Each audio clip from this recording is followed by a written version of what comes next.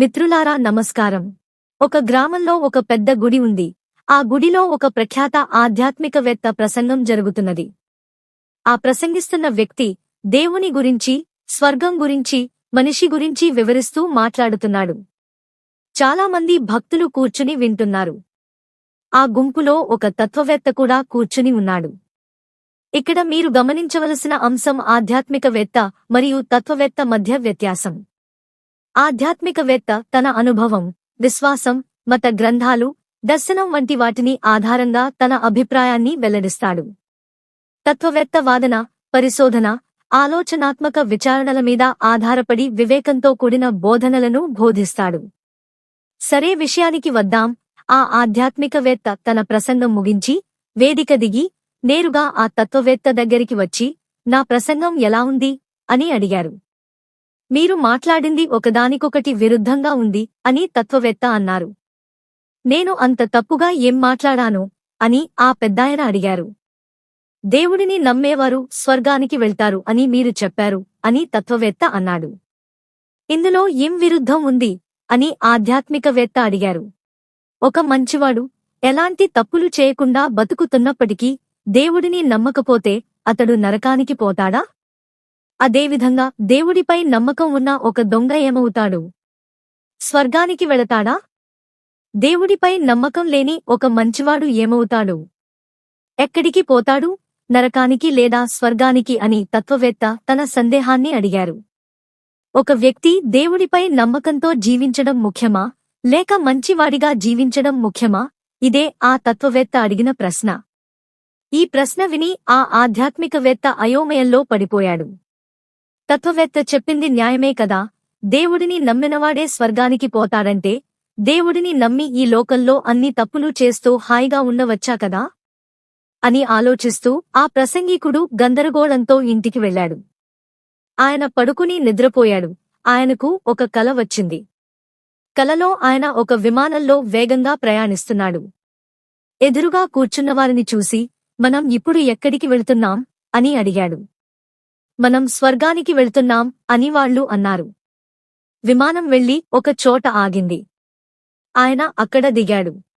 ఇక్కడ గౌతమ బుద్ధుడు, సోక్రటీస్ లాంటి గొప్ప గొప్పవాళ్లు ఉంటారు. వాళ్లను చూడటానికి ఇది ఒక మంచి అవకాశం అని అనుకుంటూ చుట్టూ చూశాడు ఆ ఆధ్యాత్మికవేత్త. అక్కడ ఎవరూ లేరు.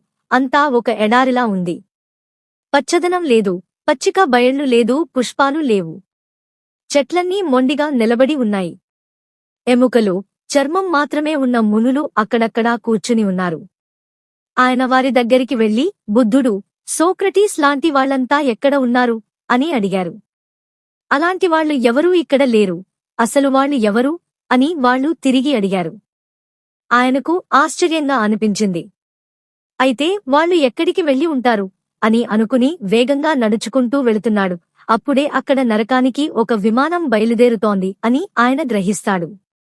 సరే, అక్కడికి వెళ్లి చూద్దాం, అక్కడ ఏ విధంగా ఉంటుందో అని ఆలోచిస్తూ దానిలో కూర్చున్నాడు. విమానం వేగంగా వెళ్లి నరకం దగ్గర ఆగింది.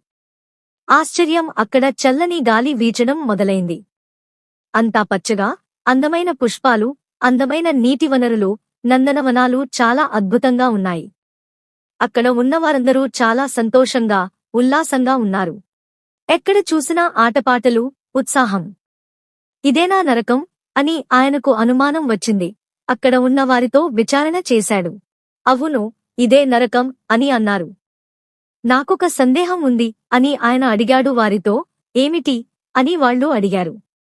గౌతమ బుద్ధుడు, సోక్రటీస్, లావో, ఇంకా ఇలాంటి చాలామంది దేవుడిపై నమ్మకం లేని వాళ్లంతా ఇక్కడ ఉంటారట కదా అని తన సందేహాన్ని అని ఆయన తెలిపాడు. అప్పుడు వాళ్ళు ఇలా చెప్పారు. ఇప్పుడు మీరు చూస్తున్న ఈ పచ్చదనం, అందమైన పుష్పాలు, ఆటపాటలు ఇవన్నీ గౌతమ బుద్ధుడు, సోక్రటీస్ లాంటి మహానుభావులు ఇక్కడికి రావడం మొదలు పెట్టాకనే మొదలయ్యాయి. వాళ్లు వచ్చి ఈ ప్రదేశాన్ని మార్చేశారు. ఇప్పుడు ఇక్కడ ఉన్నవాళ్లు ఎవరూ స్వర్గానికి వెళ్లాలని ఆశపడటం లేదు అని చెప్పారు. ఆశ్చర్యంతో ఆ ఆధ్యాత్మికవేత్త కల చెదిరిపోయింది. ఆయనకు మెలకువ వచ్చింది. ఈ కథలో ఉన్న సారాంశం ఏమిటంటే, మంచివాళ్లు ఎక్కడ ఉంటారో ఆ చోటే స్వర్గం. స్వర్గం, నరకం అనే భావనలు కేవలం ఆధ్యాత్మిక గుణాలు మాత్రమే అనేది మనం గ్రహించాలి. హాస్యం కోసం పిట్టకథ. ఒక ఊరిలో విడదీయరాని ఇద్దరు స్నేహితులు ఉన్నారు. అందులో ఒకడు అడిగాడు, దేవుడు మన ముందు వచ్చి, మీ ఇద్దరిలో ఒకరు మాత్రమే నాతో పాటు స్వర్గానికి రావచ్చు అని పిలిస్తే నువ్వు ఏమి చెప్తావు అని అడిగాడు. మరొకడు చాలా ఔదార్యంగా మాట్లాడుతూ, నువ్వే వెళ్ళు అని అన్నాడు. ఆ మొదటివాడు ఆశ్చర్యంతో, అయితే నీకు స్వర్గం వద్దా అని అడిగాడు. దానికి రెండవవాడు, నువ్వు నన్ను వదిలి వెళ్ళిపోతే ఈ భూలోకమే నాకు స్వర్గం అని అన్నాడు.